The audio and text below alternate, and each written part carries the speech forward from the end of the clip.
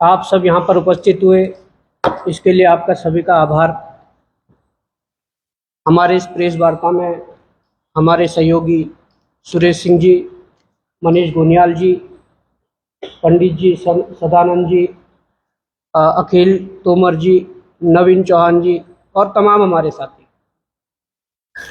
आज पुनः हम एक बार उत्तराखंड के एक ऐसे विभाग का भ्रष्टाचार आपके सामने रखना चाह रहे हैं जिस विभाग में लंबे समय से उत्तराखंड के परिप्रेक्ष्य में देखो तो बहुत बड़े बड़े भ्रष्टाचार उस विभाग में हुए हैं।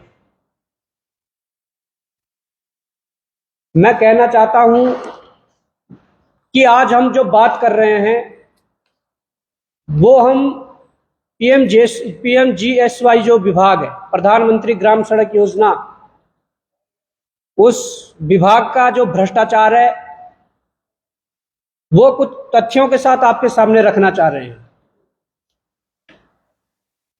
ये इसलिए भी जरूरी है कि प्रदेश के अंदर जिस प्रकार से रोजगार के लिए मारामारी चल रही है, रोजगार के लिए संघर्ष चल रहा है,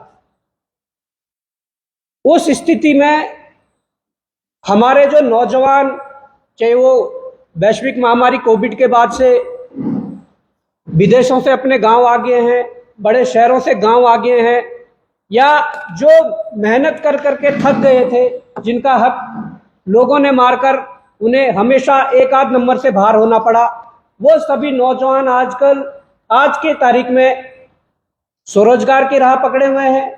साथ में उन्होंने ठेकेदारी के कागज भी बना लिए और ठेकेदारी भी करना चाह रहे हैं। परंतु दुर्भाग्य हमारा यह है कि रोजगार तो उन लोगों से छीना ही छीना, उनकी जो सरकारी नौकरी का सपना था वो तो उन लोगों से छीना ही छीना। आज हजारों की संख्या में ऐसे नौजवान उत्तराखंड के अंदर है जिन्होंने सरकारी नौकरी की आस छोड़कर अपने यहाँ ठेकेदारी के कागज बनाए और ठेकेदारी काम शुरू कर दिया। परंतु उनके साथ कितना बड़ा छलावा हो रहा है, उनके हकूकों पर कैसे डाका डाला जा रहा है, ये आज मैं आपके सामने रखने जा रहा हूं। जिसमें भ्रष्टाचार की बात कर रहा हूं वो कोई छोटा मोटा भ्रष्टाचार नहीं है, वो कोई करोड़ 2 करोड़ का भ्रष्टाचार नहीं है, वो भ्रष्टाचार लगभग 1000 करोड़ का भ्रष्टाचार है। आप इन संख्याओं पे जाइए और देखिए कि 1000 करोड़ रुपए का भ्रष्टाचार। अब होता क्या है वो मैं थोड़ा आपको विस्तार से बताता हूं। उत्तराखंड में जिस अधिकारी के द्वारा यह कृत्य किया गया है उस अधिकारी का नाम है आरपी सिंह। आरपी सिंह जो है वो पीएमजीएसवाई के अधीक्षण अभियंता, उनको नियुक्त किया गया था 2020 में। उनके साथ उनको अतिरिक्त भार जो पदभार दिया गया था वो URRDA का जो पदभार अतिरिक्त दिया गया था, उस पदभार देने के बाद एक अधीक्षण अभियंता को दोनों पदों पर, वो चाहे पीएमजीएसवाई हो या वो URRDA हो, उसमें दोनों पदों पर उन्हें मुख्य अधीक्षण अभियंता बनाया जाता है। उसके बाद होता क्या है, अब कहानी शुरू होती है कि उन्हें जो पदभार दिया गया तो वो ये 20 जुलाई 2020 को दिया गया और इसमें साफ लिखा गया है, इसमें यह लिखा गया है श्री आरपी सिंह अधीक्षण अभियंता URRDA देहरादून को शासन द्वारा समन्वयक विचारोपरांत कार्य ग्रहण करने की तिथि से आगामी 2 वर्ष तक की अवधि के लिए उत्तराखंड ग्राम सड़क विकास अभिकरण के अंतर्गत पीएमजीएसवाई के क्षेत्र कार्यालय में मुख्य अभियंता गढ़वाल क्षेत्र के पद पर तैनात किया जाता है। तो ये जब तैनात किए जाते हैं तो ये जो मैं लेटर जो बता रहा हूं, जो शासनादेश बता रहा हूं, 20 जुलाई 2020 का है। इस शासनादेश के हिसाब से उस व्यक्ति का जो कार्यकाल था, पदभार था, 20 जुलाई 2022 को समाप्त होना था और समाप्त हुआ भी। परंतु सरकार को हमेशा भी ऐसे अधिकारी पसंद है जो उनको अटेजी लेकर ऊपर पहुंचाए, और यहां वही हुआ है। हम किसी से डरने वाले इसलिए नहीं है, हम नाम लेकर खुला इसलिए बोल रहे हैं कि ये लोग भ्रष्टाचारी है, इन लोगों ने भ्रष्टाचार किया है। इनको संरक्षण देने वाले विभागीय मंत्री उत्तराखंड के मुख्यमंत्री खुद हैं। अब आप ये बताइए कि जब 20 जुलाई 2022 को इनका जो पदभार था या जो इनको दायित्व दिया गया था वो समाप्त हो गया था, उसके बाद क्या होता है? उसके बाद उत्तराखंड में लगभग 104 जो काम है, कार्य थे पीएमजीएसवाई के, उन कार्यों के लिए निविदा आमंत्रित की जाती है। सबसे पहले तो मैं ये भी कहना चाहूंगा उत्तराखंड सरकार से, कुछ सालों से मैं ये देख रहा हूं कि कोई भी विभाग में कोई बड़ा काम आता है, पहले होता था कि टुकड़ों में उस कामों को बांटकर अपने स्थानीय ठेकेदारों को वो काम दिए जाते थे, परंतु आज स्थिति यह है अगर 10 काम होंगे तो 10 कामों का एक काम बनाकर एक भारी ठेकेदार को दे देंगे। ये हमारे सामने साक्षात है कि वो ठेकेदार या तो गुजरात से होंगे, ठेकेदार या तो राजस्थान से होंगे, हरियाणा से होंगे, पंजाब से होंगे। क्या यहाँ के नौजवानों ने जिन्होंने रजिस्ट्रेशन विभागों में करवाया है, क्या ये उनके हक नहीं मारा जा रहा है? दूसरी बात मैं ये कहना चाहता हूं कि जब ये इनके पदभार जो 20 जुलाई 2022 को समाप्त हो गया था, उसके बाद जिनमें 104 कामों की जो मैं बात कर रहा हूं, कार्यों की बात कर रहा हूं, उनके लिए इन्होंने कुछ सारे कामों को इकट्ठा करके 8, 10 या 20 जॉब बना करके ठेके देने का काम किया है, निविदा आमंत्रित की है। अब आप ये देखिए, जब इसकी जानकारी वास्तविक रूप से हमारे उन ठेकेदार भाइयों को लगी जो वास्तव में इस फील्ड में काम करते हैं, उन लोगों ने इसकी शिकायत जो इनके जो कार्यकारी मुख्य कार्यकारी जो अधिकारी हैं, डॉक्टर आर राजेश, जो सचिव भी है अभी वर्तमान में उत्तराखंड सचिवालय में, वो इनके मुख्य कार्यकारी अधिकारी है। उनके पास जब शिकायतकर्ता ने यह शिकायत करी कि इस निविदा में बहुत बड़ा झोल है, इस निविदा में भ्रष्टाचार हो रहा है, डॉक्टर आर राजेश कुमार जी ने इसका संज्ञान लेते हुए इस पर कार्रवाई करने के लिए इन्होंने उस ऑफिस में छापा मारा जिस ऑफिस में ये घपला हो रहा था। उस छापेमारी में उन्होंने पाया कि वास्तव में भ्रष्टाचार हो रहा है। उन्होंने बयान दिया कि भ्रष्टाचार हो रहा है और उन्होंने तत्काल प्रभाव से उस निविदा को स्थगित करके जांच के आदेश दिए। मैं सलाम करना चाहूंगा ऐसे अधिकारियों को जिन्होंने वास्तव में उस जगह जाकर वास्तविकता देखी और उस पर जो भ्रष्टाचार है उसकी कमियां निकालकर कहा कि वास्तव में भ्रष्टाचार हुआ है, इस निविदा को रोककर इस पर जांच के आदेश दिए हैं। पर अब कमाल अब होता है, अब आप देखिए, हमने पहले भी कहा था कि हम सरकारों को जगाकर बहुत लंबे समय से सरकारों को जगा रहे हैं। हम अगर आए दिन यहाँ आकर प्रेस कॉन्फ्रेंस कर रहे हैं, आए दिन अगर अपने सोशल मीडिया हैंडल से जनता को जागरूक कर रहे हैं, या हम कहीं पर सड़कों पर आंदोलन कर रहे हैं, तो वो हमारा संघर्ष अब सिर्फ और सिर्फ जनता को जगाने के लिए है। सरकारों को हमने बहुत जगा लिया है, सरकारें नहीं जाग रही है, परंतु ये हमें इसलिए करना पड़ रहा है कि जनता जागे। जो जनता आटे में भी टैक्स देती है, वो जो टैक्स का पैसा जाता है वो यहीं लगता है और उस पैसे को ये खा रहे हैं। मैं ये कहना चाहता हूं कि जब उन्होंने छापेमारी की, कमियां पाई, टेंडर को स्थगित करके जांच के आदेश दिए, उत्तराखंड की जीरो टॉलरेंस सरकार का कारनामा देखिए, उत्तराखंड के मंत्रियों और मुख्यमंत्री का कारनामा देखिए। तत्काल प्रभाव से कुछ दिनों बाद डॉक्टर आर राजेश कुमार को उस पद से हटा दिया जाता है। जीरो टॉलरेंस की कार्यशैली देखिए कि किस प्रकार से अपने लोगों को बचाना है, किस प्रकार से जो पैसा हमारा नीचे के रास्ते से ऊपर तक पहुंच रहा है, उस पैसे को कैसे सुरक्षित रखा जा सके, ये मैं कहना चाहता हूं। एक उस अधिकारी को मुझे लगता है कि शायद ईमानदारी का ये इनाम उसे मिला कि उस पद से आर राजेश कुमार जी को हटाया गया। जब उन्होंने कमियां पाई और उन्होंने कहा कि जांच होगी, तब तक टेंडर स्थगित रहेगा। ये मैं इस परिप्रेक्ष्य में भी कहना चाहता हूं कि वर्तमान में जो चुनाव हुआ, उस चुनाव के हर मंच से यह बात कही गई कि उत्तराखंड सरकार जीरो टॉलरेंस सरकार है।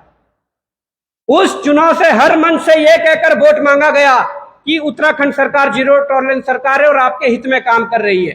तो मैं ये कहना चाहता हूं जनता से कि वास्तव में अगर आपको लगता है कि ये आपके हित में काम हो रहा है, आपके टैक्स के पैसे को अधिकारियों के तिजोरी में और नेताओं के तिजोरी में भरा जा रहा है, मैं कहना चाहता हूं कि उसके बाद क्या हुआ कि आर राजेश को हटाकर जीरो टॉलरेंस सरकार ने उस टेंडर को, आर राजेश जी को हटाकर उसके दूसरे दिन उस टेंडर को खोल दिया जाता है। और मैं ये भी कहना चाहता हूं, टेंडर कोई लाख का, करोड़ का, 2 करोड़ का, 10 करोड़ का नहीं है। ये पूरी टेंडर की जो लिस्ट है, इसमें सभी कामों को अगर मिलाकर देखें तो लगभग इसकी जो इसका जो अमाउंट है वो लगभग 1000 करोड़ है। 1000 करोड़, 1000 करोड़ आप देख सकते हैं कि कोई 2 करोड़ 10 करोड़ नहीं है, 1000 करोड़ रुपए का ये पूरा टेंडर है जिसमें अनेकों काम है। ये टेंडर एक ईमानदार अधिकारी को बलि चढ़ाकर, उसे हटाकर वहां पर दूसरे व्यक्ति को बिठाकर उन्हें उनके हटाने के दूसरे दिन अगर ये टेंडर खोला जाता है तो इसमें सिर्फ और सिर्फ गोलमाल दिखता है, जो कि पूर्व के जो मुख्य कार्यकारी अधिकारी इनके हैं उन्होंने साबित कर दिया था कि इसमें भ्रष्टाचार हुआ और इसकी जांच होनी चाहिए। अगर जांच के आदेश हुए थे, उनको हटा भी दिया, कोई समस्या नहीं, परंतु उस जांच टीम ने क्या करा, उस जांच रिपोर्ट का क्या हुआ, वो भी साबित करना पड़ेगा। अब मैं ये भी कहना चाहता हूं कि जिस प्रकार से इन्हें हटाकर ये टेंडर करवा दिया गया, अब हम तो सरकार से, मुख्यमंत्री से यही मांग करना चाहते हैं। अभी तो हम इशारों में नाम ले रहे हैं। आपके कुछ विभागीय मंत्री जिन्होंने यहां से करोड़ों का गबन किया है, जिन्होंने करोड़ों की रिश्वत ली है, अभी तो इशारों में बता रहे हैं। जल्दी ही यदि हफ्ते भर के अंदर इस टेंडर को निरस्त करके इसकी जांच नहीं करवाई गई तो उस कार्यालय में, जहां ये कार्यालय में ये भ्रष्टाचार गोरख धंधा चल रहा है, उस कार्यालय में बेरोजगार संघ तालाबंदी करेगा और उनको बेनकाबी करेगा। किस मंत्री का हाथ है, किस मंत्री के घर अटैची गई है और अधिकारी हटाने के पीछे किस मंत्री या मुख्यमंत्री का हाथ है, वो भी बताएंगे। क्योंकि जब इनका जो टाइम पीरियड होता है वो पद पर बने रह सकते हैं। अगर 2 साल का टाइम पीरियड था तो पद पर बने रह सकते हैं, परंतु 2 साल बाद जो उनकी वित्तीय शक्तियां हैं वो समाप्त हो जाती है। एक अधिकारी जिसकी वित्तीय शक्तियां समाप्त हो चुकी है 1-1.5 साल पहले, वो व्यक्ति 1000 करोड़ का टेंडर अपलोड कर रहा है, वो व्यक्ति 1000 करोड़ का टेंडर खोल रहा है। ये कैसा भ्रष्टाचार है? मैं ये कहना चाहता हूं, इसके अलावा और भी चीजें हैं। इसके अलावा और ये चीजें हैं कि उत्तराखंड में सड़क सुरक्षात्मक कार्यों के लिए 2-3 सालों से कम 1200 करोड़ का काम हो रहा था। उन कामों को हो सकता था कि स्थानीय जो ठेकेदार थे, जो लंबे समय से ठेकेदारी कर रहे हैं, जो उससे अपने परिवार का चूल्हा जला रहे हैं, उनको वो काम देना सही था। परंतु इन लोगों ने क्या करा, उस 1200 करोड़ के काम को भी बाहर से आए राजस्थान के या गुजरात के ठेकेदारों को एक पूरा काम बनाकर सड़क सुरक्षा के कार्य भी उनको दे दिए।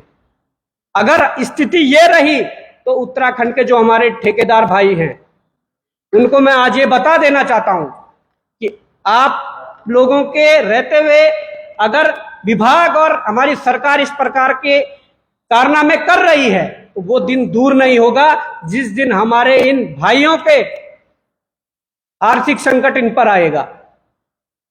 मैं ये कहना चाहता हूं कि ये जो हमने विषय रखा है ये बड़ा गंभीर विषय है उत्तराखंड के परिप्रेक्ष्य में, उन लोगों के परिप्रेक्ष्य में जिन्होंने सरकारी नौकरी से निराश होकर, हताश होकर, तैयारी छोड़कर इस कामों में गए हैं, पर आज उनके सामने ये संकट आया है, इस संकट से जूझ रहे हैं। सरकार को, मुख्यमंत्री को इसका संज्ञान लेना पड़ेगा। अगर संज्ञान नहीं लिया, इशारों में हमने कह दिया है किसके घर कितनी अटैची गई है, 1000 करोड़ का काम है, कम से कम 200-300 करोड़ अंदर हुए हैं।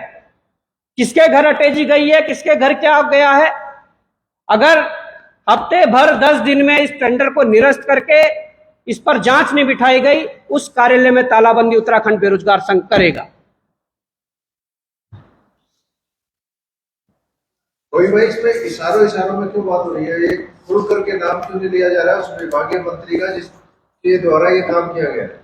देखिए, इसमें मैं ये कहना चाहता हूं, एक मौका दे देते हैं। अभी इसमें सिर्फ पैसा उनका लगा है जिन्होंने भ्रष्टाचार करने के लिए रास्ता निकाला है, उनका पैसा लगा है। यदि टेंडर निरस्त होता है तो पैसा उनका डूबेगा। अभी सरकारी पैसा नहीं लगा हुआ है, परंतु मैं ये कहना चाहता हूं, इशारों में इसलिए कह रहा हूं, उनको एक मौका दे रहा हूं। अगर सुधरे और इस टेंडर को निरस्त करके दोबारा पारदर्शी रूप से टेंडर जो निविदा आमंत्रित करेंगे तो इसका, अगर नहीं करेंगे तो हमने कभी भी परहेज नहीं किया है भ्रष्टाचारी के नाम को सामने रखने में। हमारे पास जो तथ्य होंगे उसमें चपरासी से लेकर मुख्य सचिव तक या प्रधान से लेकर मुख्यमंत्री प्रधानमंत्री तक अगर कोई भी लिप्त होगा, हमारे पास जिस चीज के एविडेंस आएंगे हम उनके भ्रष्टाचारियों के नाम लेने में कोई परहेज नहीं करेंगे। एक सवाल ये है कि जो राजेश कुमार ने टेंडर आप कह रहे हो कि कैंसिल करने के लिए कहा था, तो उसमें जो सीईओ थे उसमें, तो उनकी अनुमोदन उसमें नहीं दिया गया था, लेकिन जो नए सीईओ आए हैं करविंदर जी, क्या उनका अनुमोदन है? देखिए विजय भाई, मैं ये कहना चाहूंगा कि जब ये हमारे संज्ञान में मामला आया, ये तकरीबन उस दौरान मामला आया जब हमने एनेस्थीसिया वर्क स्टेशन मशीन का जो खुलासा किया था, उसके बाद हमारे संज्ञान में आया। एनेस्थीसिया वाले मसले में सचिव राजेश कुमार जी के पास हम सचिवालय गए, क्योंकि स्वास्थ्य सचिव है। उसी दिन हमने ये बात भी रखी कि आपके वो मुख्य कार्यकारी अधिकारी थे कि एक और विभाग है उसमें भी भ्रष्टाचार की बू आ रही है, हमने ये बात रख दी थी। परंतु उन्होंने ये आश्वस्त किया था कि उस टेंडर प्रक्रिया को रोका गया है, उस टेंडर प्रक्रिया में जांच समिति गठित करके जांच करवाने की हमारे कार्य चल रहा है। परंतु उसके बाद हमारा भी बागेश्वर दौरा हुआ और आने के बाद जब हम वापस आए तो क्या हुआ कि राजेश कुमार को, राजेश को भी वहां से हटाया गया और हटाने के बाद टेंडर खोल दिए गए। अब उनके हटाने के बाद जो नए कर्मेंद्र जी है जो सीईओ बनाए गए हैं, अब उनकी क्या इसमें मिलीभगत है या उनका कोई क्या रोल है, वो उसके बाद स्थिति स्पष्ट हो पाएगी जब जांच होगी और जांच पर निकलेगा।